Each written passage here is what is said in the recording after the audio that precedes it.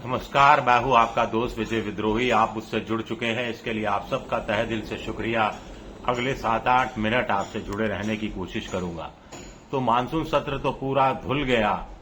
अब बहस शुरू हो गई है कि कौन जीता कौन हारा। ये तय नहीं है कौन जीता कौन हारा, लेकिन एक बात तय है कि लोकतंत्र शर्मसार हुआ।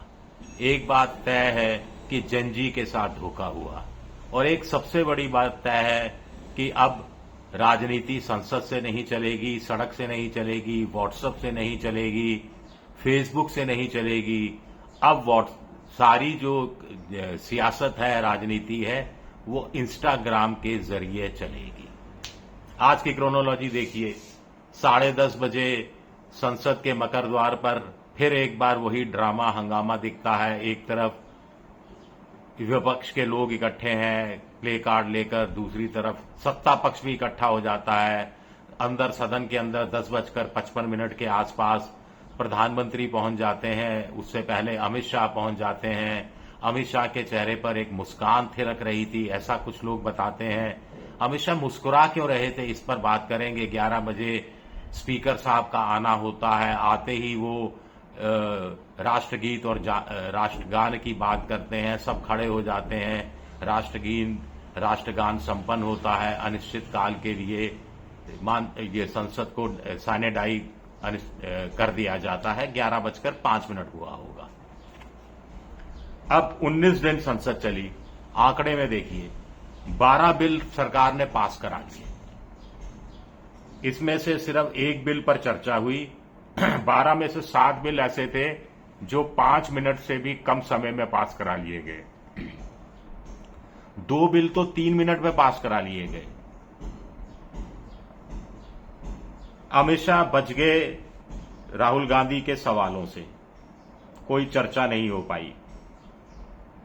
राहुल गांधी पूछ रहे थे कि पैलेट गन का इस्तेमाल क्या अमित शाह की मर्जी से हुआ। अगर मर्जी से हुआ तो इस्तीफा दें, अगर उन्हें इस बात की जानकारी नहीं थी तो भी इस्तीफा दें, क्योंकि वो नाकाबिल हैं गृह मंत्री के रूप में।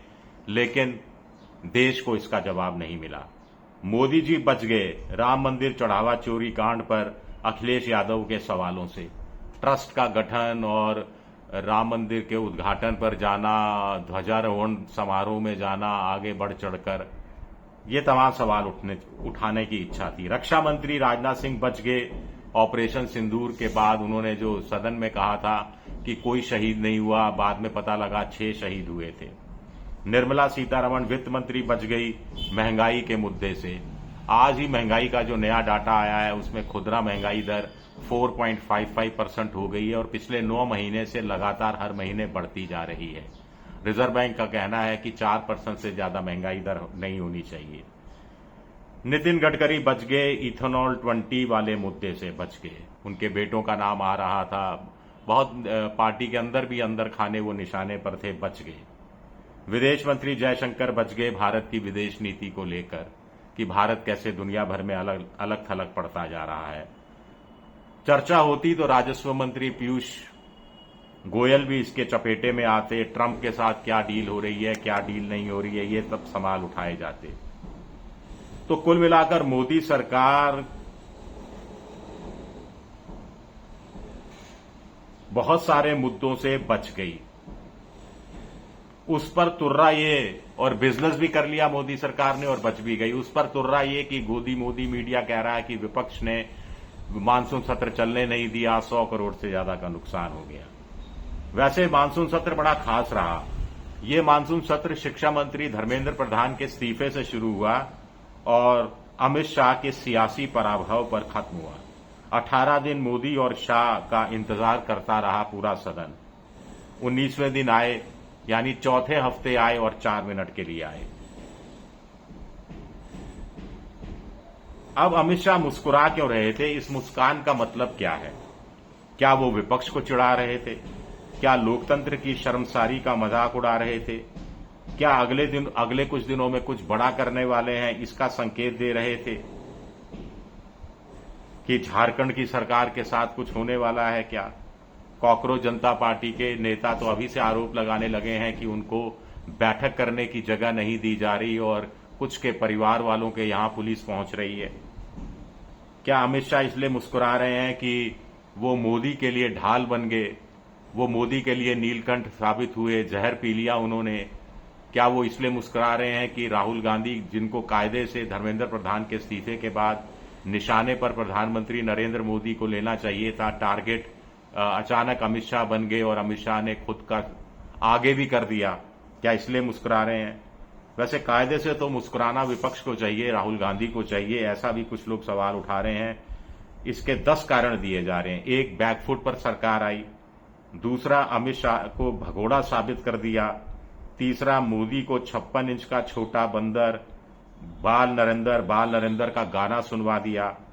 चौथा, जंजी से पिंक शर्ट के माध्यम से राहुल गांधी ने दोस्ती कर ली। पिंक शर्ट जो प्रयागराज के छात्रों की गूंज कार्यक्रम में पहनी थी, उसकी पता नहीं 20,000 ऐसी शर्टें बिक चुकी हैं, कहीं कुछ चल रहा था। एफसीआरए बिल जेपीसी में भिजवाने के लिए मजबूर कर दिया विपक्ष ने एक होकर। डीलिमिटेशन बिल लाने से रोक दिया, यानी बीजेपी एनडीए सरकार हिम्मत ही नहीं कर पाई डीलिमिटेशन बिल लाने की। पार्टियों में तोड़फोड़ का सिलसिला फिलहाल के लिए रोक दिया, फिलहाल के लिए थाम दिया, नहीं तो धड़ाधड़ पार्टियां टूट रही थी। तृणमूल कांग्रेस पार्टी टूटी, फिर उद्धव ठाकरे की पार्टी टूटी, फिर शरद पवार की पार्टी एनसीपी शरद पवार को लेकर इसी तरह के सवाल उठाए। कुछ लोगों ने तो ये तक कहना शुरू किया कि डीएमके में भी तोड़फोड़ है, और कुछ लोगों ने तो यहां तक कहा कि अखिलेश के 37 में से 6 या 7 सांसद भी टूट सकते हैं, वगैरह वगैरह। 8वां, मोदी सरकार का इकबाल जाता रहा। डर जो था लोगों के दिल में वो निकल गया। प्रधानमंत्री राहुल गांधी का ये कहना डरो मत एक सार्थक नारा बनकर उभरा। जनरेशन अल्फा जिस ढंग से भारत में सड़कों पर आया, कम से कम 4-5 राज्यों में, जिसमें ताजा उदाहरण देहरादून में एक लड़की का मुख्यमंत्री के सामने कहना कि उनसे एक मामले में 1.5 लाख रुपए की रिश्वत मांगी गई थी ताकि वो विदेश में जाके किसी प्रतियोगिता में भाग ले सके। जनजी को यह भरोसा विपक्ष दिलाने में कामयाब रहा कि वाकई में पैलेट गन्स का इस्तेमाल किया गया था और सरकार इस बात से बचना चाहती है। कम से कम 10 लोग आरटीआई के माध्यम से भी पता लगा है कि कम से कम 10 लोग आरटीआई के माध्यम से पता लगा है कि कम से कम 10 लोग पैलेट गन के छर्रों का शिकार हुए हैं। संघ और सरकार में मतभेद सामने आए, ये बात भी किसी से छुपी नहीं है। और ये मोहन भागवत का ये कहना कि नेता को ऐसा होना चाहिए जो अपने पर कम ध्यान दे और दूसरी पीढ़ी के नेताओं को आगे बढ़ाने का काम करे। अब आगे चलते चलते सवाल उठता है कि बड़ा एक फर्क ये आया भारत की राजनीति में, जो मुझे लगता है कि काफी आने 2029 के लोकसभा चुनाव तक कायम रहने वाला है, कि अभी तक विपक्ष यॉर्कर डालने की कोशिश करता था, लेकिन मोदी सामने फ्रंट फुट पर आते थे और यॉर्कर को फुल टॉस बना देते थे और छक्का मार देते थे। लेकिन अब विपक्ष यॉर्कर डालने लगा है। पहले जो विपक्ष की बॉल आती थी वो कटकर बाहर चली जाती थी गली की तरफ, स्लिप्स की तरफ। अब रिवर्स स्विंग का इस्तेमाल विपक्ष करने लगा है, और ये रिवर्स स्विंग समझ में नहीं आ रही, गुगली से भी भारी पड़ रही है। देखते हैं 15 अगस्त को मोदी जी इसका क्या जवाब देते हैं और अपने भाषण में लाल किले की प्राचीर से क्या बोलते हैं। शुक्रिया मेरा वीडियो देखने के लिए, बहुत बहुत शुक्रिया। पसंद आए तो लाइक कर दीजिए, सब्सक्राइब कर दीजिए, शेयर कर दीजिए। शुक्रिया।